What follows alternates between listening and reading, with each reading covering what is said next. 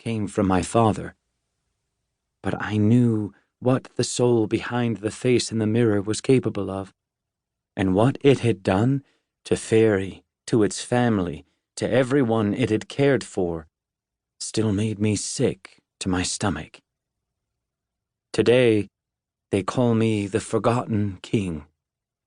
My real name is Kieran, son of Meghan Chase, the Iron Queen, and not long ago, I nearly destroyed the entire Never Never.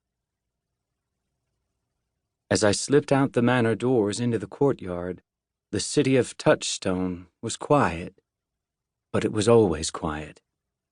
Being made literally of shadows, the Forgotten were a silent group, able to glide up walls and through cracks in the floor without a thought. The city reflected this.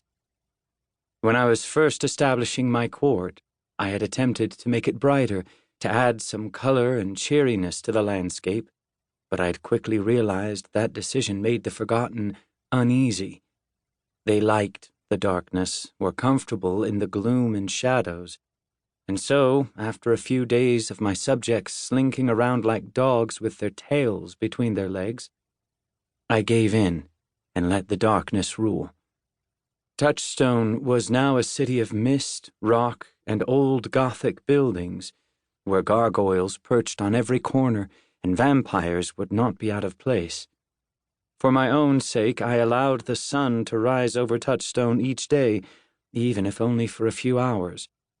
The Forgotten might be fairies of the darkness, but their king occasionally needed to feel the sunlight on his face, or he would have a mental breakdown. But the rest of the time, the city existed in perpetual night. The manor courtyard was empty as I walked across the cobblestones, my footsteps knocking eerily in the stillness. Overhead, the full moon peered down like a glowing silver eye.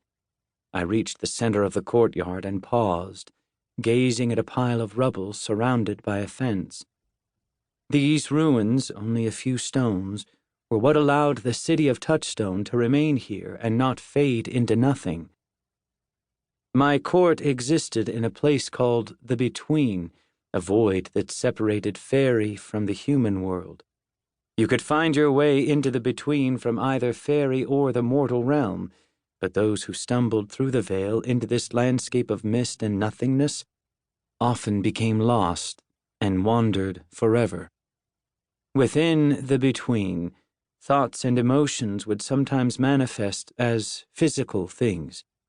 Anything could erupt around an individual, even whole towns, a representation of their emotional state of mind. Those who could manipulate the Between could create nearly anything they wanted. Unfortunately, or fortunately, depending on what came into being, these manifestations never lasted and would fade back into mist within hours, minutes, or seconds. But there was also something called an anchor, an entity that existed in both the mortal world and the Between. Anchors were exceedingly rare.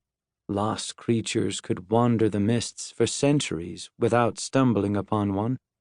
But if you could find an anchor in the Between, everything created around it would become permanent.